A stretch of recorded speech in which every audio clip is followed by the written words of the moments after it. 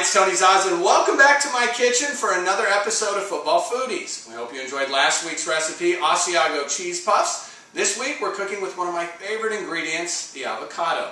We're going to make avocado, salsa, and cream cheese pastry puffs that are absolutely delicious. And if you're ready, we'll take a look at the ingredients.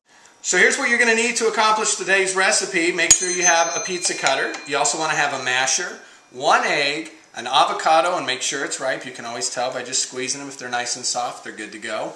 At least a 1/3 cup of salsa and at least a 1/3 cup of cream cheese. And pastry puff. You can find this in the frozen section at your grocery store. You're going to want to let this sit out for at least 10 minutes before we get started and rolling it out. Also, you want some Pam, a mixing bowl, a larger mixing bowl, a rolling pan, and over here we want 2 cooking sheets or baking sheets.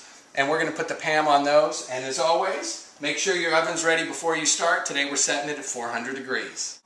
Alright, once you get your pastry puff nice and thawed out, find a surface that you want to work on and make sure to have a little flour.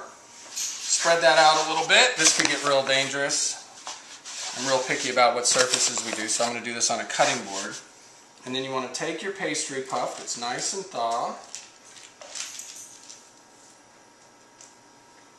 Lay it on the work surface, and again, a little flour on top so the rolling pin doesn't stick. And then you want to just start rolling it out as thin as you can. And it's going to get a little testy at times, but that's alright. Just trying to keep it together. And we want to get this super thin because we want to get as many squares out of it as we can. And as you can see, I'm not the best. Paula Dean would not be too happy with my rolling skills, but we'll make it work.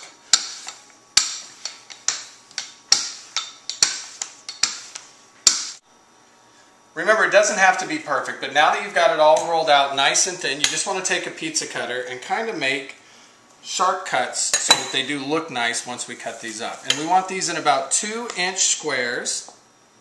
It's going to be about there. That's a little bigger than 2 inches, but that's okay. These are yours, so you can do them as thick as you want. And we're just going to put this to the side for now. And then same thing, square this off, because we want them to match up. Alright, and then about 2 inches here.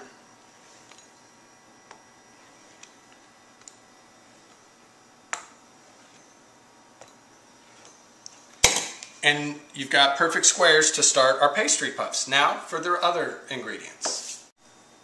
Now that we've got our pastry puff cut up into squares, we want to prep the filling, which is absolutely delicious. Find a nice ripe avocado. We're going to cut this bad boy in half. Look at that. That is absolutely beautiful. And we're only going to use half of it, so you can save the other half for whatever you want. Take the seed out. Get rid of that so it doesn't get in our way.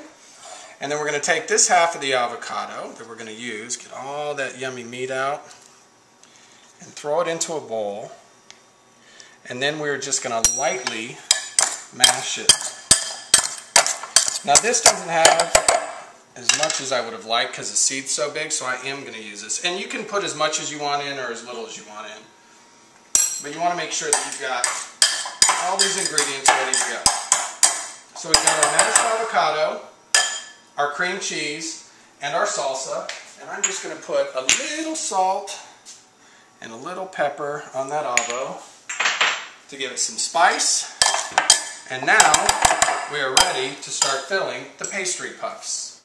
Alright, now we're going to start stuffing our pastries. You want to have a plate that you can work with and put a little flour on top of that. We've got all of our ingredients that we're going to be filling the pastries with, and we've got our cut up squares.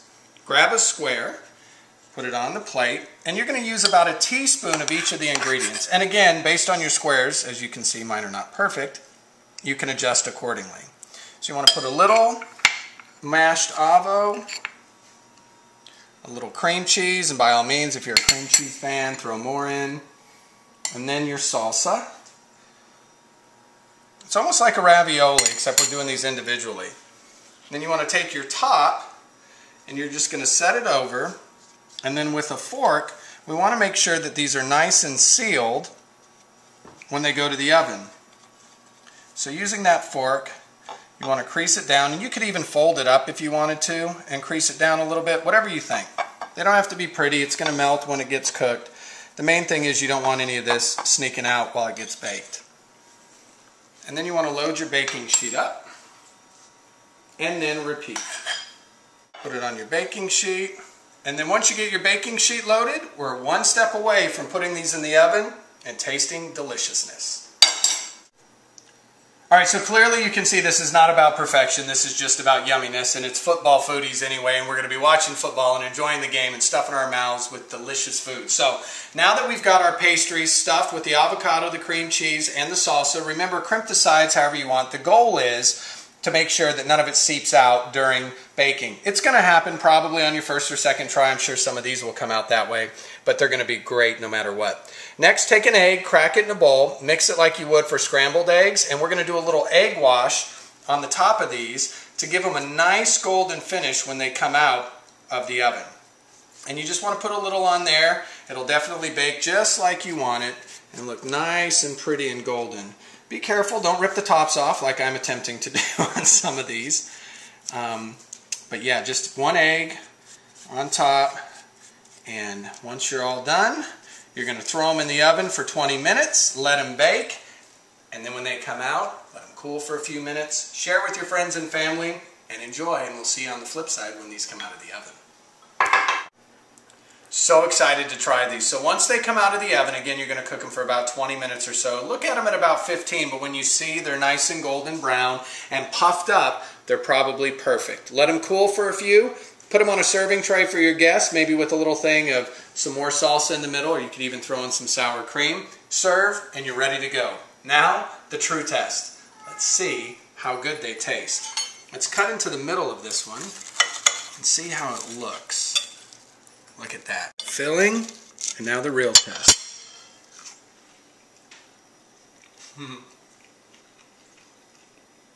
Swallow my food before I talk this week. Delicious.